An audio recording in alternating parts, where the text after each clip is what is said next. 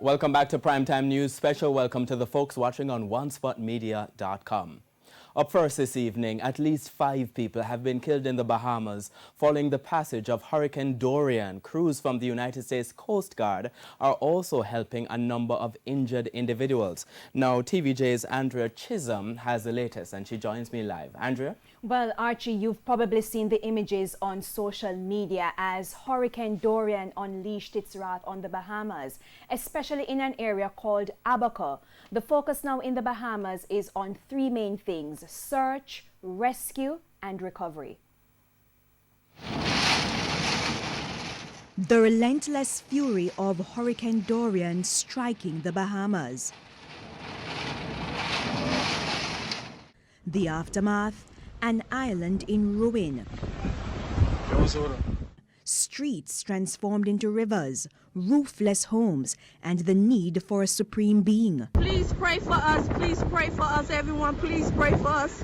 Me and my baby, everyone that stay in the apartment building, we stuck right here. Please pray for us. Angie, your apartment.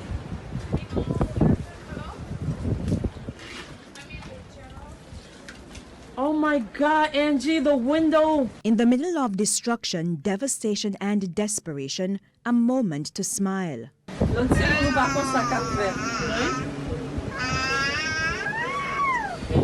They made it, alive. Others were not so lucky. Thus far, the Royal Bahamas Police Force has confirmed that there are 5 deaths in Abaco. Teams will go to Abaco as soon as possible for full and proper assessment and identification. Recognizing the extent of the damage, Prime Minister of the Bahamas, Dr. Hubert Minnis, said rapid assessment teams are in standby mode. I wish to report that the United States Guard is already on the ground in Abaco and has rescued a number of injured individuals. We know that there are a number of people in Grand Bahama who are in serious distress, and we will provide relief and assistance as soon as possible after the Met Department has given the all clear. A hurricane relief and recovery committee will also be announced in short order. In the interim, a call for citizens to join hands and hearts in the recovery process by donating supplies to registered charities.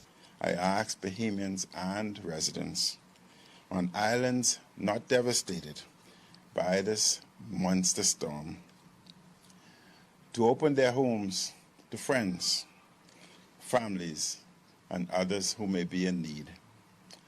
This is the time for us as Bahamians to show our love, our care, and our compassion for our fellow brothers and sisters. Andrea Chisholm, TVJ News.